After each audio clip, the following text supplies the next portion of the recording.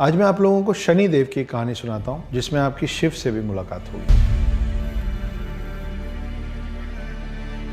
नारायण नारायण करते हुए नारद मुनि पहुंचे शिव जी के पास और बोले, शनि देव आपकी तरफ आ रहे हैं, आप पे दृष्टि डालने। शिव जी बोले, शनि मुझ पे दृष्टि डालेंगे? मैं ऐसी जगह जाके छुप जाऊंगा कि शनि देव को मैं मिलूंगा ही नहीं पूरे 7.5 साल। शिव जी गए और गंगा के अंदर समाधि लगा के बैठ गए। 7.5 साल बीता, शिव जी बाहर आए, शनिदेव के पास गए और बोले कि देखे, मैं ऐसी जगह जाके छुपा कि तुम मुझे ढूंढ ही नहीं पाए। शनिदेव मुस्कुराए, हाथ जोड़े और बोले, हे प्रभु, आप इतनी ठंड में 7.5 साल सांस रोक के जो पानी के अंदर बैठे थे, वही मेरा 7.5 साल का 7.5 का प्रकोप था आप पे। और शिव जी बोले, उप्स।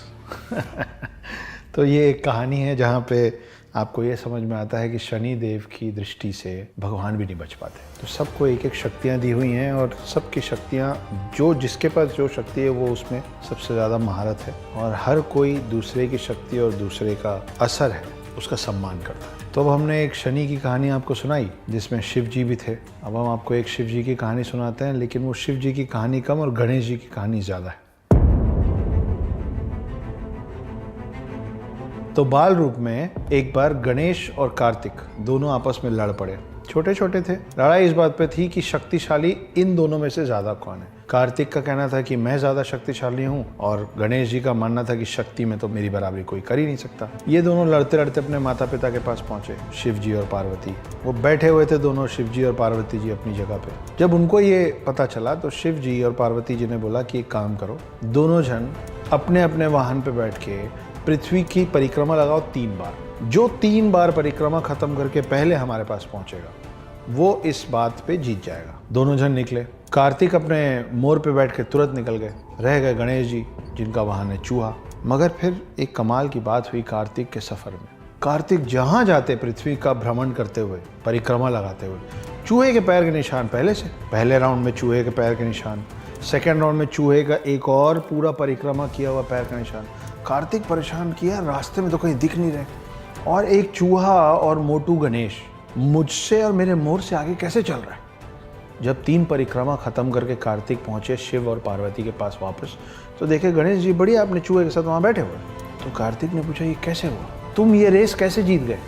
तब गणेश जी, जो कि बुद्धि के देवता हैं, उन्होंने बताया कि उन्होंने पार्वती और शिव की ही 3 परिक्रमा कर ली वहीं के वहीं, जिसकी वजह से उनके पृथ्वी के 3 परिक्रमा कार्तिक से पहले खत्म हो गए। शिवलिंग और शिव जी की मूर्ति की परिक्रमा करने का जो कारण है, उसकी एक कहानी ये भी।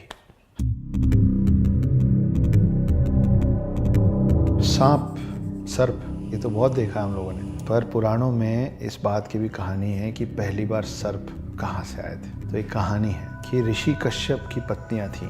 एक पत्नी का नाम था कद्रू और दूसरी पत्नी का नाम था विंता। ये लोग ऋषि कश्यप के सारे पूजा पाठ में, तपस्या में उनकी मदद करते थे। एक दिन ऋषि कश्यप ने कहा दोनों से कि आप लोग इतनी मेरी मदद करते हैं, मेरे पूरे पूजा पाठ में मेरी सेवा करते हैं, आप लोग मांगिए आपको क्या वरदान मांगना है। वरदान में कद्रू ने 100 अंडे मांगे। उन्होंने कहा, मुझे 100 ऐसे बच्चे चाहिए जो बहुत शक्तिशाली हों और जिनमें विष हो, जिनसे लोग डरें।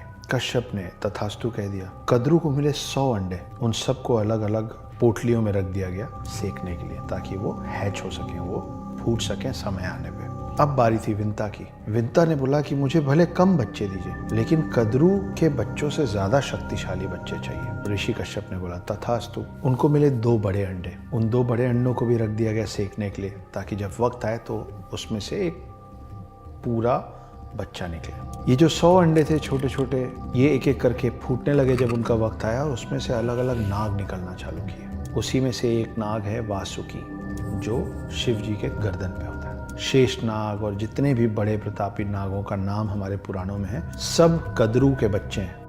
जब एक एक करके ये सारे अंडे फूट रहे थे और एक के पीछे एक नाग निकल रहे थे, तो विंता जो थी कद्रू की बहन, वो अधीर होने लग गई, वो इम्पेशेंट होने लग गई। उनको लगा कि ये हो रहा है, मेरे साथ ऐसा क्यों नहीं हो रहा है। और जब उनसे रहा नहीं गया तो उन्होंने अपने ही 2 अंडों में से एक अंडे को फोड़ दिया। उस अंडे से जो बच्चा निकला, उसका ऊपर का आधा बॉडी बना था और नीचे का आधा बॉडी अभी बन रहा था, मगर समय के पहले अंडा फोड़ देने के कारण ये अपाहिज रह गया। ये जब निकला तो इतना नाराज हुआ और ये बोला कि मैं आपके पास नहीं रुकूंगा, क्योंकि आपने मुझे पूर्ण नहीं होने दिया, और वो चला गया ऊपर। अब विंता बहुत ही पेशेंटली इंतज़ार करने लग गए अपने दूसरे अंडे के फूटने का। जब दूसरा अंडा फूटा तो उसमें से जो चीज़ निकली वो था गरुण। गरुण कौन है? गरुण है विष्णु जी का वाहन। और जो गरुण का भाई था जो पहले ही ऊपर जा चुका था, जिसका नीचे का शरीर नहीं है, उनका नाम है अरुण। आज की डेट में अरुण कौन है? सूर्य देव के जो 7 घोड़े हैं, उनका जो रथ है, उस रथ का सारथी जो है वो विष्णु के वाहन गरुण का भाई अरुण है। तो अरुण है सूर्य देव के सारथी और गरुण है विष्णु देव के वाहन। और कद्रू मतलब सारे सांप, और विंता के बेटे मतलब गरुण और अरुण, ये दोनों 2 बहनों के बच्चे हैं और इनमें बहुत ज़्यादा दुश्मनी है। गरुण जो हैं वो नागों के बगल में खड़े नहीं हो सकते और नाग गरुण से बहुत ज़्यादा नफरत, घृणा करते हैं। तो ये है कहानी गरुड़ के बनने की और पृथ्वी में पहली बार सांप आने की।